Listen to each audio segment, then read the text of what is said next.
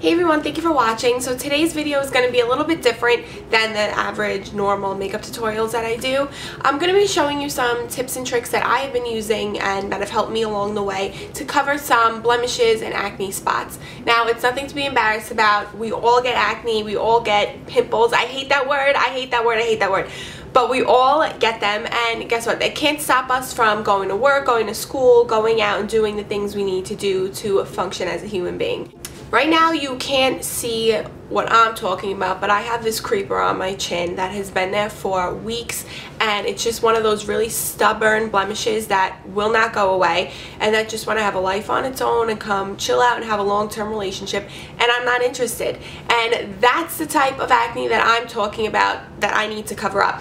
All these tips and tricks will work for whatever is going on your face, whether it's scarring or anything like that. But for me personally, it's just that really stubborn blemish that doesn't want to go away, but we need it to look like it's gone. So these are some tips and tricks that I have found that I absolutely love, that really help me, and I hope you learned something. And yeah, so let's get started into the video. Obviously I already have makeup on it, but I'm going to take it off in like 2 seconds, and I'm going to do a close-up so you guys can see what I'm talking about. Okay, don't get scared. It's going to pop out at you. Okay, so this thing has been on my chin for so long now, and it's so frustrating. Just doesn't want to go away, and I don't want it anymore. I don't want it anymore. So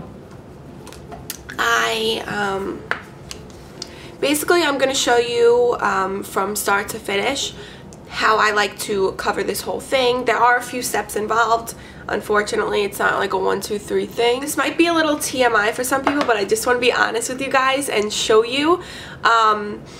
Obviously, when we're putting overnight, I always put some kind of treatment on it. I'll show you I'll show you the treatments that I like to put on overnight that help me, but 99.9% of those treatments have alcohol in them, and obviously alcohol is going to dry out the skin, and that's the whole purpose of the pimple, to dry it out so that it doesn't, you know, come out and prolong its stay. But obviously if it's drying it out, it's going to dry out the skin. So as you can see, the skin is really dry around it. And obviously if we try to put makeup on top of that, it's going to look really scaly and patchy, and that's not what we want. So first off, let me just show you guys the treatments that I like to use overnight. So the first one that I like to use overnight is the Clean and Clear acne treatment. This is really good. You can get this at any drugstore. This is Clean and Clear Persagel 10. This stuff is awesome as well. This one comes out clear, and this one is white, so I wouldn't put this on during the day. This I like to put on at night only because it does dry white.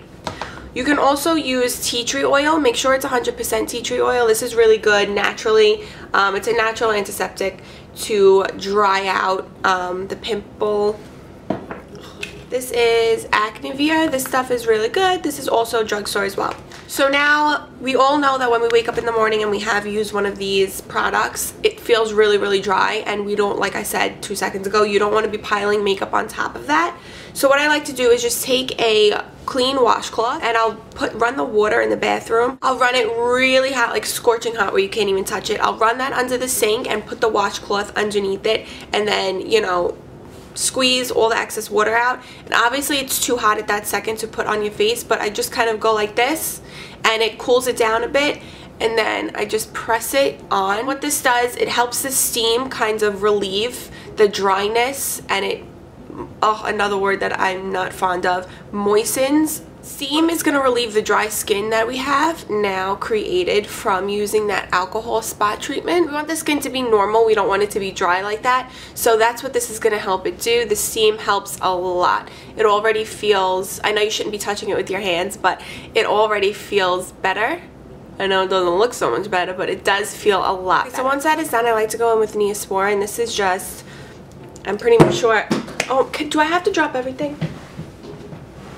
I'm pretty sure everyone knows what Neosporin is. It's just a first aid antibiotic ointment. That is another word, ointment. Oh god. So this is really good just to help fight any bacteria that's in it. This is really good to leave on overnight if you start scabbing like me. Like right now I don't need to use any of these acne treatments because the whole acne part of it is gone, but now it's just pretty much scabbing. So this is good to keep it hydrated, because once you have a scab, it's very easy to scar. So I'm just taking the smallest bit and then just rubbing that around and letting it soak in a bit. I obviously already did my foundation and everything like that. I'm just going to show you what I would do if my face was bare. I don't like to go in with the concealer first, because I find that when you put the concealer on and then you go in with your brush to put your foundation on, it can kind of wipe away that concealer. So I like to go in with the concealer. I like to go in with the foundation first, and I'm just using my NARS Sheer Glow and my Flat Top Kabuki. I'm just putting the slightest bit on, since we just need to cover this spot, not my whole face. And I'm going to be stippling that on.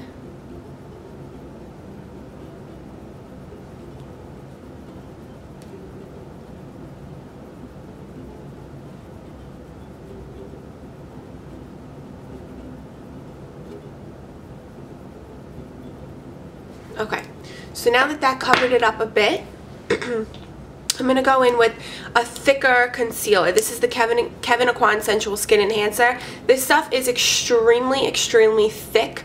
I would not recommend putting a lot of this on. You just need the smallest bit. I do recommend either putting this on with something damp like a beauty blender, or even spraying a brush with Fix Plus before, if you're going to put it on under your eyes. Don't go straight in with a dry brush with this, because it will look so cakey and it will not blend out right, and it will not look good. So I'm just taking, like, literally the smallest bit. You could see how small that is. And then blending it in with my finger. Now, it's important that you don't use a concealer that is lighter than your skin. Under my eyes, I use my MAC Pro Longwear in NC20. But if you use a lighter concealer for your blemishes, you have to go back and think, why do we highlight? Why do we contour? We contour so that whatever we put the darkness on will sink in, and whatever we put our highlight on will pop out at you and be more prominent, and we don't want that to happen to our blemishes. So if you put something lighter onto your blemish, just think what it does for underneath your eyes. It makes it look more awake, makes it more noticeable. You don't want that. So we want to try to stick to something that is more of our skin tone. So now that we put that on, I like to go back in with my foundation brush, and since it has a little bit of foundation left over, just pack that right on top, and this will help with blending. We want to make sure that we set it with powder, since we don't want it moving around and wiping off. A powder is definitely necessary, however it can start to look cakey because we have put several products on it.